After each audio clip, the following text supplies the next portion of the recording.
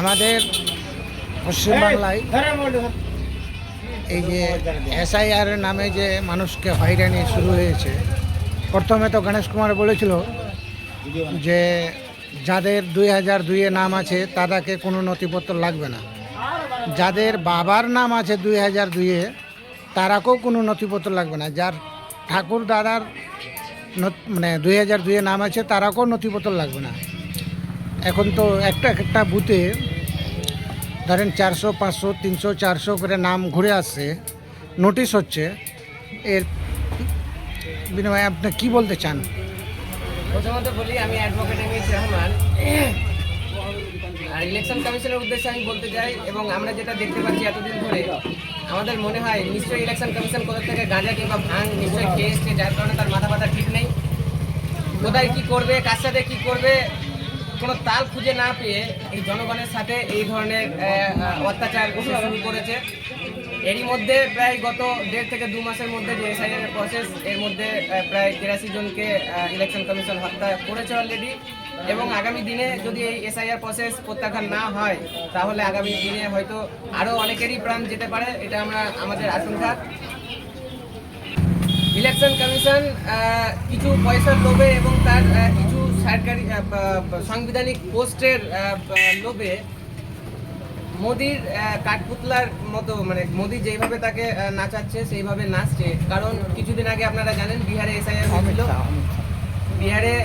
হয়েছিল। সেই বিহারে যেই দিনকে এসআইআর এর ডেট ডিক্লেয়ার হয়, তার পরের দিনই গণেশ কুমারের যে জামাই, অর্থাৎ তার মেয়ের যে হাজব্যান্ড, তাকে অ্যাজ আ ডিএম অ্যাপয়েন্ট করা হয়েছে। তার ঠিক একদিন পরে তার মেয়েকেও একটা জায়গাতে ডিএম হিসাবে অ্যাপয়েন্ট করা হয়েছে।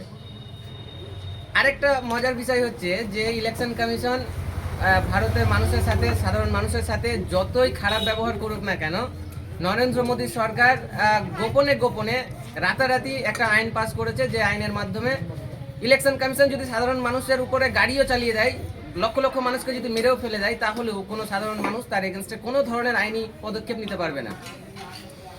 গত 1.5 থেকে 2 মাসের মধ্যে যে এসআইআর এর প্রসেস আমাদের পশ্চিমবাংলায় চলছে, সেই প্রসেসে প্রায় বিএলও থেকে নিয়ে সাধারণ মানুষ পর্যন্ত প্রায় 83 জন মানুষের হত্যা করা হয়েছে। এটা আমি সুসাইড বলবো না, ডাইরেক্টলি হত্যাই বলবো, কারণ সরাসরি এখানে ইলেকশন কমিশনই যুক্ত আছে এই যে কটা মানুষ মরেছে তার পেছনে। এবং ইলেকশন কমিশনকে আমি বলবো খুব তাড়াতাড়ি আপনি শুধরে যান, আপনার কাছে সময় খুব কম। কোথায় খুঁজবেন, কোথায় পালাবেন, পালানোর জায়গা আপনি খুঁজে নেন। কারণ যেই ভাবে মানুষ এখন গণ আন্দোলন এবং গণ ইস্তফা দেওয়া শুরু করেছে বিভিন্ন জায়গায়, যেমন আমরা দেখলাম চোপড়া থানায় আজকে গণ ইস্তফা দেওয়া হয়েছে সমস্ত বিএলওরা মিলে। তাছাড়া এর আগে রানীনগর ব্লকের একটা খবর পেলাম। এই ধরনের আস্তে আস্তে শুরু হচ্ছে। গণেশ কুমার, আপনি যদি বাঁচতে চান তাহলে পালানো কোথায় লুকাবেন সেই গর্তটা এখন থেকে খুঁজে রাখুন, না হলে কিছুদিন পরে কিন্তু সেই গর্তটাতে যাওয়ার মতো সময় আপনি পাবেন না। এই সাধারণ মানুষ, আপনি হয়তো আইনের দিক থেকে বেঁচে যেতে পারেন, হয়তো আইনত মানুষ আপনার এগেনস্টে কিছু করতে পারবে না, তবে সাধারণ মানুষ যে আপনার কি করবে, আপনি গর্তে পালানোর মতো জায়গা খুঁজে পাবেন না। আর এই যে অমিত শাহ আর মোদি, এটা আপনার কিচ্ছু করতে পারবে না, যতই আপনার বিরুদ্ধে বা আপনার পক্ষে আইন নিয়ে আসুক না কেন। আইনের জায়গায় থাকবে, ঠিক আছে। মানুষ আইনকে শ্রদ্ধা করে, প্রভুকে শ্রদ্ধা করে, সেটা আলাদা ভিন্ন বিষয়।